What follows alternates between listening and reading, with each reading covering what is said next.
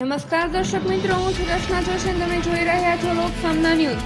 બાબરા શહેરને ST depot ફાળવવા ધારાસભ્ય જનક તાળવિયાની નાયબ મુખ્યમંત્રી હર્ષ સંઘવીને રજૂઆત। ધારાસભ્ય જનક તાળવિયાનું વિકાસની દિશામાં વધુ એક ડગલું। બાબરા શહેરને એસટી ડેપો ફાળવવાની શ્રી તાળવિયાની માંગ ધારાસભ્ય જનક તાળવિયાએ કરી ગુજરાતના નાયબ મુખ્યમંત્રીને સત્તાવાર રજૂઆત। બાબરા શહેર તથા આસપાસના ગ્રામ્ય વિસ્તારોના નાગરિકોને લાંબા સમયથી ચાલી આવતી માંગને ધ્યાનમાં રાખીને બાબરાના ધારાસભ્ય શ્રી જનકભાઈ તાળવિયાએ ગુજરાત રાજ્યના નાયબ મુખ્યમંત્રી તથા ગૃહમંત્રી હર્ષભાઈ સંઘવીએ સમક્ષ બાબરા શહેરને રાજ્ય પરિવહન નિગમ એસટી ડેપો ફાળવવાની સત્તાવાર રજૂઆત કરી છે। બાબરા શહેર અમરેલી જિલ્લાના મહત્વપૂર્ણ શહેરમાંનું એક છે અને આસપાસના અનેક ગ્રામ્ય વિસ્તારો માટે વેપાર, શિક્ષણ, આરોગ્ય તથા રોજગારનું કેન્દ્ર છે।